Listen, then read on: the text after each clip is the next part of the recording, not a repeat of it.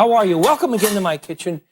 We're continuing our discussions on those three ancient cuisines that most influenced the Western eating habits, namely China, of course, they were the first on everything, Greece, and Rome.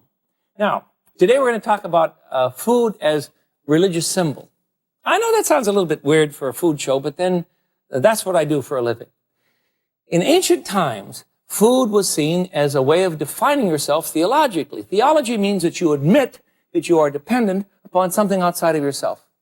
There were all sorts of systems of gods in ancient China. You know about the system of gods in Rome and Greece. And food became a way of telling yourself who you were and eventually who you wanted to be. And I don't think there's any culture that knows more about this than China. It's always been the case in China. They have celebrated food as theological symbol from, well, as far back as I can find in history. So, to Hong Kong, and to some wonderful places. I went into a shop, antique shop. He found a vase for me that I wanted. It's only 200 years old. He says, only Qing Dynasty. What am I mean, only? We don't have much in this country that old. But look what else I found. Isn't that a beautiful thing? I have it in my mantle at home. It's a lovely vase. But look what else I found. And this is my point. Here is a toy stove that goes back to the Han Dynasty. That is to say, prior to the Christian era, and it was used in a tomb so that the deceased would have something on which to cook. This is a guard for your door. He goes in a home altar. This again looks strange to most Americans, but you see, there's a God at your door to protect you from marauding gods, from evil spirits. And they come in all sorts of forms, and they simply help you understand who you are. Now, the place that food, I think, is most beautifully displayed as a religious symbol and a symbol of thanksgiving, not only from what you have been in the past, but for what you may be in the future, is a temple in Hong Kong called the Wing Tai Sin Temple. Here's a young lady playing with joysticks. Isn't it interesting that the kids are doing this again? Here's a whole pig, a whole roast pig that a family brought in to offer in thanksgiving to their ancestors, to those people who have kept them in the way. I think that's the word I want, who kept them in the way and have helped them understand the necessity of the traditions and the profundity of Chinese culture. Now, don't think the pig is wasted, for heaven's sakes, when after he's been blessed, and a blessed pig is better than an unblessed pig, then he's taken home and he celebrates a feast. So you see, it's a way of eating with your ancestors. And in a community like this, in a setting like this, you can understand what this communication it means. Here are some prayers being offered, and little purses filled with treasures, and prayers that go up in smoke, just as in Isaiah in the temple, in the Hebrew and Christian tradition. There's no difference. These windmills, however, fascinate me. These are purchased to, you put them on your front door in the front of your house, and they help frighten away evil spirits. They distract them, you see. Nothing strange about it. But Greece, that big time is not New Year's, it's Easter, and they celebrate it in a different way. It's wonderful. I know that sometimes you think television lies to you, but this is the truth. It really is this beautiful. I'm atop the Hotel Amalia in Delphi, which is high in the mountains, about 2 hours outside of Athens. And this is a holy place, and always has been a holy place in ancient Greek theology. In the old days, the travelers, the pilgrims, literally, would come into the bay down here, into the sea, and then travel up through this valley. It was a long journey, and then continue on up the valley. You see how steep it was? And then finally, they would begin to hike up to this first of the series of temples that are found here in Delphi. They're still here, of course. And then, after visiting this first temple, they would climb up farther to this point. See, it's right beneath this mountain. There it is. That's the spot where Zeus resides. And beneath that spot is something that the Greeks call the belly button of the earth. Literally the place where man and womankind first took birth, where the meaning began for mankind, here in the mountains of Delphi. I'm always fascinated by the sense of self-confidence that the Greeks have. It verges on a wonderful arrogance, but it's a beautiful thing, because I can believe that this indeed was the spot where things kind of began in terms of religious and philosophical insight, and certainly in terms of food. Great feasts were held here because the Greeks have never thought philosophically or religiously about important things without having a great feast to kind of nail it down. And this is the place where it was done. Here in the center of the land of the red poppy, which indicates springtime, we still have religious feasts. Here you see the lamb of Eastertide, the Paschal lamb, being roasted in the city square over charcoal that was made by vines from the previous year. The vines from the grapevines, you see. So you can catch the significance, of course, of the Paschal lamb, the image of the body of the Christ, being roasted over charcoal made from the vines, the image of the blood. So you see, it's Eastertide in Delphi, one of the most important religious places ever in the history of Greece. It's a wonderful place. One of the dishes that we were served at that last party you saw in Delphi was liver. Now, why would you serve liver at Easter? Because it's from the Paschal lamb. So I prepared some liver for you to get us into the Greek Easter. Greece is really hopped up at Easter time. So I'm going to marinate my liver slices, lamb liver, in olive oil and garlic, and of course a little bit of oregano. Oh, the most wonderful oregano comes from Greece. There, that should be enough. A fellow stopped our car. Craig and I were just cracking up with laughter.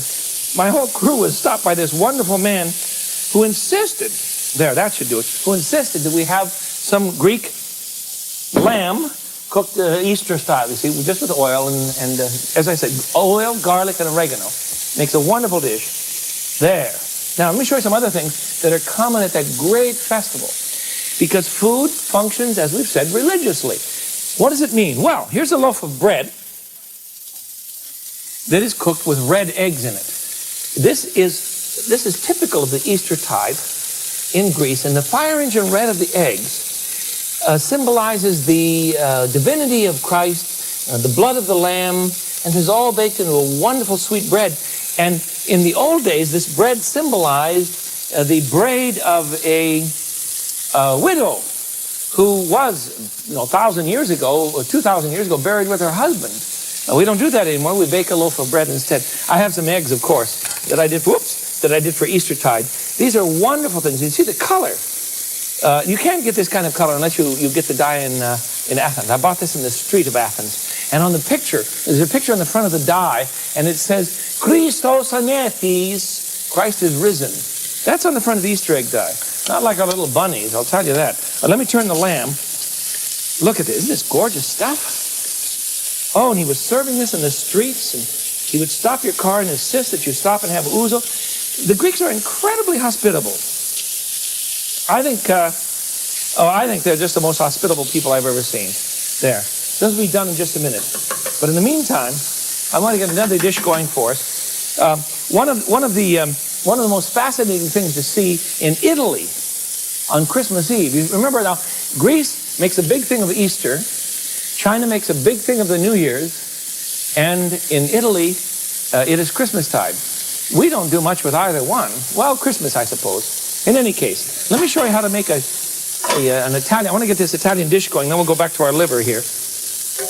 I'm making an 8-fish stew for Christmas Eve. How could that come about? Well, as I start loading the pot, I'll tell you. I have 2 quarts of fish stock in my kettle. It's boiling away. Into that, put the thing that's going to take the longest to cook. I need 8 different kinds of seafood or shellfish. All right? And I'm going to put, first of all, there, some clams. Well, aren't these biggies? Listen, these are the smallest clams I could find. In the Northwest, we wouldn't eat these rascals except for chowder. We'd grind them up, but we're going to throw them in the pot and keep the heat up. Now, the theory here, and I think it's very sound, is that on Christmas Eve, you celebrate something in Italy very close to a normal Friday. That is to say, no meat, only fish. So you couldn't have meat on Christmas Eve. So what they did was to develop a fish chowder that is so rich and so good that it takes 8 different kinds of fish. And it's just wonderful. All right, the clams need to cook a bit while they open. And I'll put in the next thing that takes a time to cook, and that is bacala. Bacala. Now, bacala is a dried codfish. This is swelled up beautifully now. Oh, I should show you the dry ones. They look like a truck just ran, a big truck tire tracks in the fish. But this is a wonderful dried fish. You can only find this in Italian markets. So we'll put that in the pot. I've put in, I suppose, about a pound of moistened fish. That would be a half pound of dry fish. And it's going to cost you a lot of money. You're going to scream when you see the price is $9 or $10 a pound. But if you're Italian, it's Christmas Eve. So what are you saying? For heaven's sakes. Well, that cooks. Let's get the Greek liver off the grill here, or we're going to be in trouble. You mustn't overcook liver. And this is the very kind of thing that these wonderful people were serving us right in the street. They hadn't even seen us before. They had no idea who we were. But in Greece, at Easter time, the hospitality is simply rampant. And therefore, you have to be ready. And be ready and receptive. And so, there. I'll put the Greek liver. This is the lamb liver from the Paschal lamb, or the lamb that was being roasted in the square, you see. The innards are kept for special purposes. As a matter of fact, after church on the evening of the Eastertide, they cook a soup of innards, of intestine and tripe and liver. Oh, no, stop that. It's very good. You haven't tasted it yet. Please don't judge other people's and other foods so cruel. You mustn't do that. It's not fair. If people were to find out that you sat around and ate raw oysters, what would they say about you? No. Be patient with other people's. They eat wonderful things. Let me find a good pair of pot holders here and get rid of this hot griddle, and we'll go on. Because I think it's time to put some more fish in there. Well, that's a hot cookie. That's a product from Le Creuset, that wonderful grill. I just love it. That's how we're doing here. Oh, we're doing fine. It's time to put in some more fish. You understand what I'm doing? You add the fish as you go along. So now it's time for some tomato sauce. This is good Greek tomato sauce. I have 2 quarts of fish stock that I've made, and I'm adding about 1 quart, or let's see, that's a little bit more, about 3/4 of a quart of tomato sauce, so that this will become very rich and wonderful.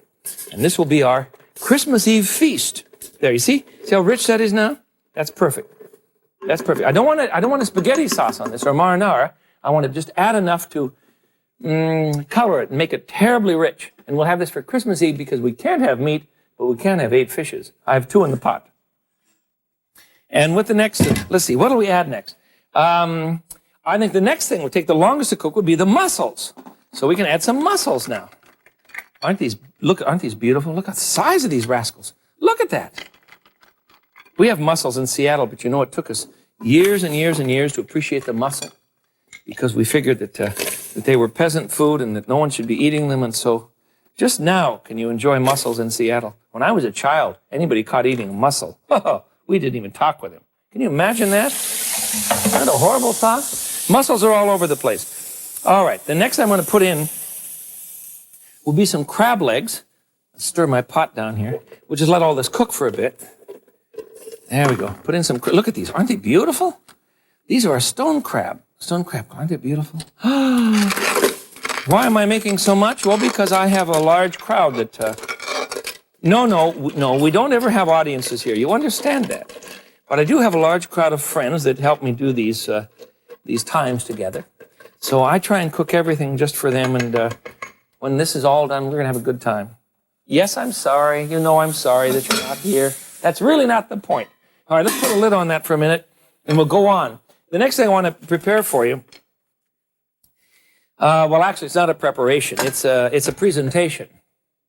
I have never, ever introduced a guest to you except for that one time when I had Jimmy Brown, the fireman, on. Do you remember? He won the fireman's contest. And I have a friend, because now I want to move into China, you see. We have an Italian dish going. We have a couple of Greek dishes for you already. But the Chinese, I think, are the most profound users of food in the world. They are more frugal, no waste, than anyone else. And their mindset is such that they try and feel in tune with creation, so that you're much less likely to find the Chinese abusing what's the word I want? Abusing the civil possibilities, the wonderful possibilities that we have with our natural resources, than you are with the West. The Chinese don't think that way. They don't want to victimize nature. Well, that's how I got into Chinese cooking. I was adopted by a Chinese family years ago in San Francisco, and I've since met a friend, a really wonderful man. His name is Ken Hom. He was born in Arizona. Now, I know, I've never brought you a guest, but get ready, you'll love this guy. He was born in Arizona, and then of Chinese parents who had come from Canton, and then he traveled to Chicago when he was a tiny child, and he worked here in Chicago in Chinese restaurants as a little kid, cutting up vegetables, and put himself through school this way. He now has, I don't know how many books in the market. For heaven's sakes, he must have 4 or 5. But I think this is my favorite because East meets West really says what I want to say to you about Mr. Hom. He's a fabulous man because he knows both cultures. So, Ken, come on, let's cook. I'm really glad to see you. Thank you. Thank you very much. Is it true that when the Chinese meet one another, they say, yes. Have you eaten? Yes, that's our greeting. How do you say it? 你食咗飯嗎? Slow down, please. Yes. please. That was We too may be fast on for you. camera. Just slow down. What? No. 你 你 食 eat 飯嗎? Fama. 飯嗎? Did you eat rice yet? Did you eat rice Yes, yet? did you eat rice yet? So that's the first thing I ask you. And that's your biggest concern. Right. See, nobody in the world is more concerned about a meal than the Chinese. I promise. Just a second. I need to see whether or not it's time. Is this time?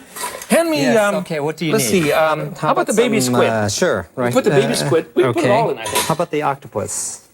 Fine. Throw them both in. Okay, Sure. good. Here's the baby octopus. All right. You see them?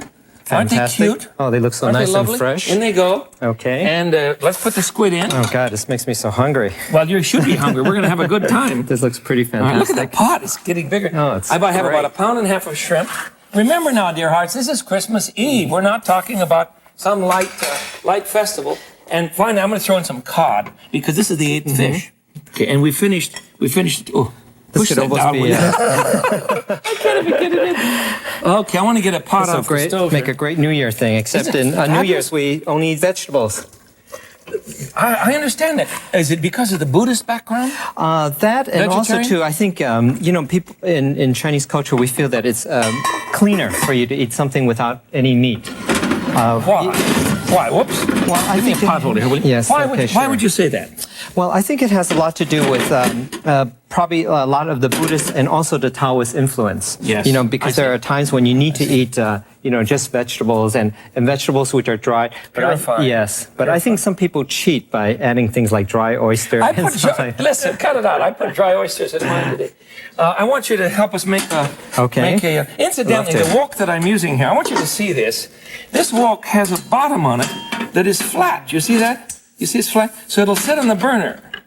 And I don't have to tell you that this is Ken's baby. Just turn around. Whoops, I think we that lost went the off, match. yeah. That's all right. Well, I'll heat it up slide on this one. No, I got it here. Yeah. You know what's interesting, Jeff? When a lot of people do Chinese food, I think it's good that you dispel it, but they're afraid to get it hot enough. They never get their woks hot enough. Well, we're told to simmer. See, that's the difference between the Eastern thinking and Western thinking. Americans want to cook things until everything simmers to death. Yes. Everything's the same. I'm not knocking our system, but I am making a point. We always cook things until everything is of equal consistency. But in China, you want to cook things separately. That's why we're using a wok. And Go ahead. cooking Go with ahead. fire is really important. Yes. The thing is, you have to heat it up, like you always say, Yes. and then you add the oil. Okay. And it's a nice seasoned wok. Garlic? Yes. You know how people always get, when they see a wok like this, all black and everything, they think, my God, it's going to... It's dirty? Yeah, it's dirty. Did I ever tell you that my mother came to my home and cleaned my woks the first day my new son was born? Oh, my Lord, she polished everything. She's just a lovely woman, but she polished everything to death. Well, I always say, never scrub your wok. I mean, if you're ashamed of it, hide it away, right? No soap. Yes. Well, if it's your mother-in-law who's coming, and if your mother-in-law is coming and she's upset over the fact that your wok is all hanging on the wall, all black and marvelous on the bottom, that means it absorbs heat right away, you see. All right, Jeff, what are into you a going to add in jar. your jar? What are you going to add? I don't know. Do you want a little onion? How about sure. how about a little tiny bit of onion? Just a pinch. Okay. And is this your own sort of... This is the complex frugal variation. dry Yes. recipe? Here are some dry. I'm going to show Okay. you something. You just go ahead and start cooking that. Okay. And how about some dried turnips? Okay, that'd be very nice. I like nice that. and I preserved. saw you eating them before we went on. You're a stinker. getting hungry, Okay. just Let me watching show it. you what we're going to put in a jai. What is a jai? It is a noodle dish from ancient times, reminding us of our Buddhist heritage. Buddhists are vegetarians. I have some bean curd skin. These are all dried, and I've soaked them up. Bean curd skin. I have dried mushrooms I've soaked up. I have red dates. I have Chinese fungus. Don't calm down. A fungus is another name for mushroom. These are fun. These are lotus, lily blossoms. What do you call these? Lily stems. Lily stems, okay. Right. And this is a dried turnip ball. And finally, some little dried oysters. Are you ready for something else? Sure. Okay. You must put things in as we go. I'm assuming the mushrooms would be ready? The mushrooms are ready. Okay. Okay. And you know, if you want to be very vegetarian, you can even add a little bit of the broth, okay. The broth of the vegetables. Now, how about some fungus? Yes. I don't know if we're going to have time to finish this or not, because I want you, I brought you all the way from San Francisco. That's where he hangs out. To teach me to do a dish I cannot do. I simply cannot do. No, I think you're part Chinese, Jeff. Well, this comes to you naturally. Mrs. Young in San Francisco thinks so. How about a little vegetable? Yes. A little bok choy. Okay, a little bok choy. And it's all very good for you, isn't it? Here we are. Oh, these are wonderful. On the bean curd. Bean curd. Okay, wonderful. And watch how he tosses this. Yeah. He doesn't use a pat. Look at. Oh, Ken, you're so hot.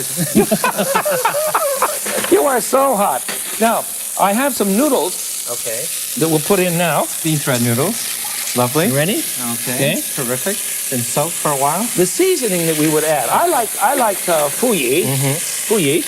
That's a very. I've got a couple in the oven. Okay. Let's just cut cracks in because I want you to do that soup for us. Okay. These are still warm. All right. A couple of my friend Mary Young in San Francisco. Oh, bless her heart. Serves. Got another one? Thank you. Serves jai on New Year's Day, as do most Chinese. Now watch these pots. They're simply fabulous. The noodle is cooked up. The noodle is called cellophane noodle. I guess I can just pull one out. Oh, I love this stuff. Oh, there's a bit of the loaded. It's wonderful. Now, this is offered on the New Year's to celebrate good things and remind you that you are. Can you get ready with your soup? Okay. To remind you that you are actually a Buddhist. On the second day of New Year's, then you celebrate a big chicken. Now, Ken, am I wrong? Or the chicken means the one who beckons on the new year. He goes, that's right. Bok, bok, bok, bok. You see, cock-a-doodle or whatever it is. You know, it's funny. Is this gonna work? It's just like in your film where you went to the temple. It's very interesting to see chicken always used. Now, this soup is very, very interesting. Sometimes it's made with chicken. Thick. Yes, it's a little thick. It has to be a little thick. This is crab. Okay. And you can make this with crab, or also you can make this with chicken. Okay. And then we can add the spinach. This is so fascinating. This is yin yang, right? Yes. This is the Taoist symbol of all things work together. Now watch this. I can't do this. I simply cannot do this. You can, Jeff. No, I've tried. It doesn't work. Okay. And if you have a chopstick. There's some in the end there. Right here. Okay. What are you going to do? Yes, you can simply take this. Okay. You need the two symbols. Yes. How's that going to work? See, what you do is you just take this and pull this over a little bit. I see. And the thing is, well, it's very nice. If you take a spoon. He's eating on the side. Disgusting. You want to take a spoon, okay, and add a dot on each side. Ah, the dot is just made with a spoon. You know the symbol? You know the symbol? It used to be the symbol of technocracy years ago. I'm going to dish up the Italian dish too. Oh, that's gorgeous. And the thing is, as soon as people start eating it, they can mix this together. Sure, why not? And I'm just going to wipe the side a little bit. Okay. While I'm dishing up this Italian fish stew, would you please get our windmill? Okay. Because I know people are going to laugh at this because they really don't understand that I'm very convinced. Should I put that over There's there? something to it. That's perfect. Okay. That's a perfect spot. You're so good at this. You understand Mr. Hom has his own television shows out of England. Out of the British Broadcasting. Ooh, ouch, ouch. You okay? Oh, I'm wonderful. This is so good. Let's cut it. Eat. Out of the British Broadcasting System, and you can see him here on some independent or public broadcasting stations there. That's the eight. I really feel like we're in China, Greece, and when you and I were in Hong Kong together, Ken bought for me a kitchen god. This little creature, you see, he has a big gold pot. Isn't he gorgeous? Well, it means that it's a treasure he's carrying, and all food, of course, is a treasure. If you understand that if it weren't for the goodness of the Creator, you and I would be dead. Now, would you explain that? Would you explain that? Do you remember we saw this on the thing where all the kids were buying at the temple, and where the wind chimes, when the wind comes here, it just blows away all the evil spirits. You were so fascinated by it. I think that there are some people who are wondering about whether or not that's really a significant religious symbol. But let me ask you a question. This is to scare away unwelcome demons and forces in your life. Have you ever thought of looking at your own Christmas tree? Are you going to tell me that you believe in Rudy Toot teddy bears who have little trumpets and little bitty plastic angels? No, no, no. We understand what those things mean, and they're not any more strange than this device from China, because the Chinese have always seen food as a way of communicating with their ancestors, and therefore not with us just a past, but with our future. So today we've made jai and roast chicken and yin yang soup and Italian stews for Christmas Eve, because we're talking about food as communication with those things which really last. This is the Frugal Gourmet. Until I see you again, Umgoi. Thank you. I bid you peace. Bye-bye.